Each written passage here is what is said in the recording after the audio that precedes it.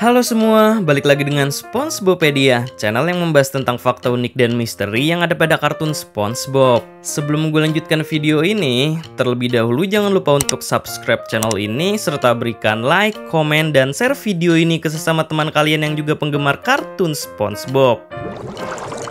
Karena udah banyak banget yang request konten tentang pembahasan alur cerita episode, oke di video ini akan admin bahas ya guys. Nah, sebelumnya kan admin sudah pernah membahas alur cerita dari episode SpongeBob in Random Land yang katanya dikenal sebagai episode yang aneh dan creepy. Karena sudah jelas banyak sekali hal yang menyeramkannya dalam episode itu. Tapi untuk pembahasan alur cerita episode kali ini, sekali-kali kita membahas episode yang ceritanya seru aja ya guys. Di episode ini nggak ada sama sekali kok unsur creepy-nya. Namun tetap masih ada suatu misteri yang akhirnya diungkapkan melalui episode ini. Judul dari episode ini adalah Feral Friend.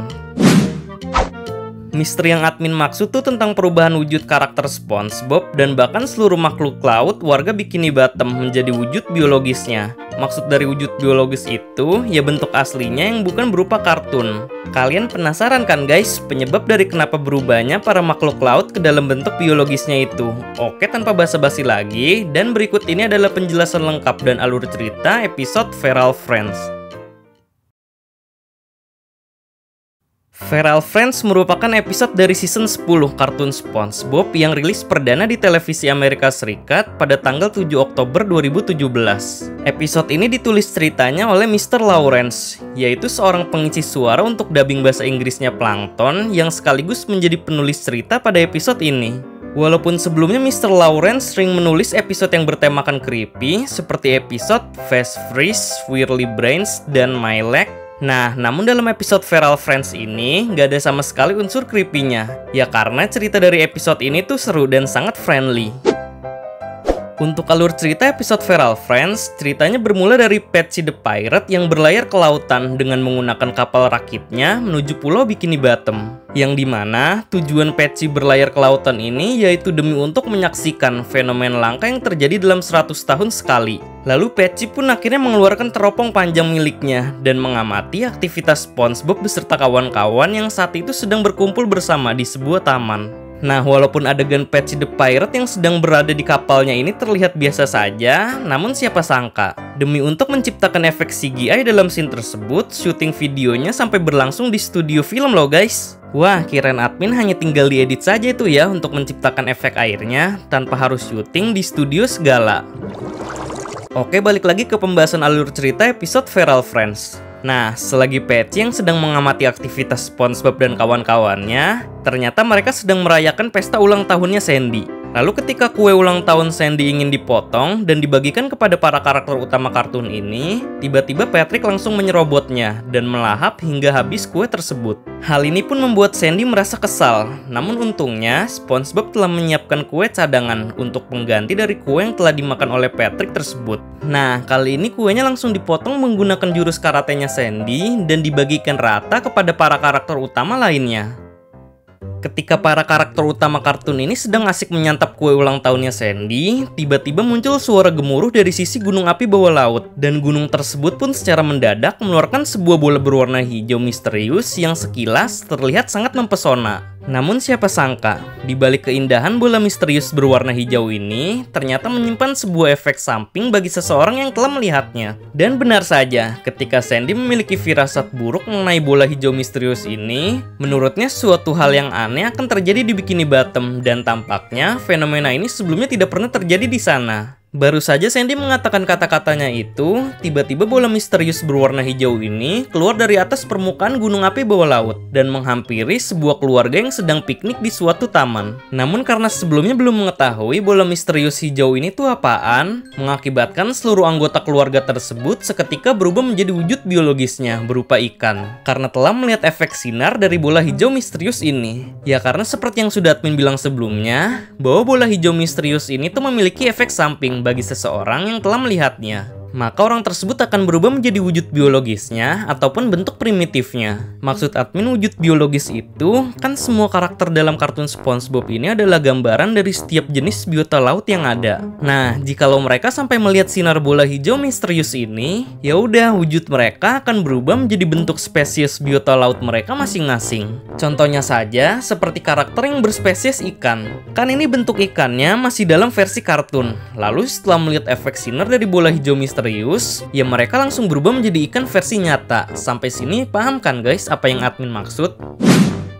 Nah, setelah para keluarga yang sedang piknik itu seketika berubah menjadi wujud ikan yang nyata, tiba-tiba bola misterius hijau ini menghampiri SpongeBob dan kawan-kawan yang saat itu mereka sedang terpesona memandangi bola hijau misterius ini tanpa mengetahui efek samping yang telah ditimbulkan setelah melihatnya. Namun Sandy yang telah menyadari efek samping dari sinar hijau ini pun langsung antisipasi menghindar dari pancaran sinar tersebut di saat para karakter utama kartun SpongeBob lainnya yang sedang asik mengamatinya. Lalu benar saja, ketika SpongeBob dan Patrick dengan sengaja mendekati bola hijau misterius ini, seketika bola tersebut memancarkan sinar dan sinar tersebut akhirnya dilihat oleh SpongeBob dan Patrick yang membuat mereka tiba-tiba berubah menjadi bentuk spons laut dan bintang laut yang asli. Namun di sini wujud SpongeBob yang merupakan spons laut lebih terlihat seperti spons pencuci piring. Ya walaupun bentuk spons laut juga ada yang bentuknya kotak.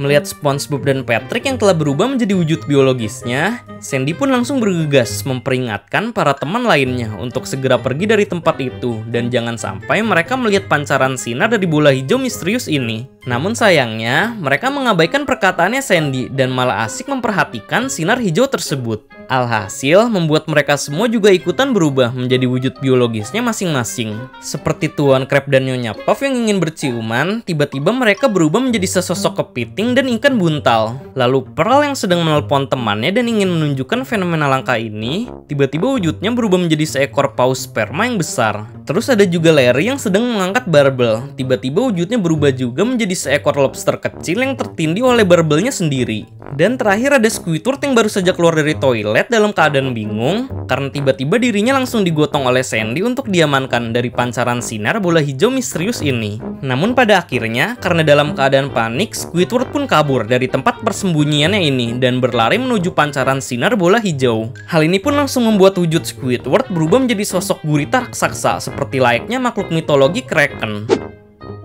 Mengetahui semua temannya yang sudah dalam keadaan bentuk yang aneh seperti ini, Sandy pun yang panik langsung menelepon narator Prancis untuk menanyakan kepadanya kejelasan detail dari fenomena aneh yang menimpa teman-temannya ini. Lalu narator Prancis yang sudah mengetahui fenomena ini pun langsung memberitahukan kepada Sandy bahwa fenomena di mana sebuah bola hijau yang keluar dari gunung api bawah laut ini dinamakan Neptune Moon. Nah, fenomena bulan Neptune ini hanya terjadi dalam 100 tahun sekali di seluruh lautan dan membuat makhluk laut yang terkena pancaran sinar bulan ini akan berubah menjadi wujud aslinya dalam durasi sekiranya sampai 2 jam.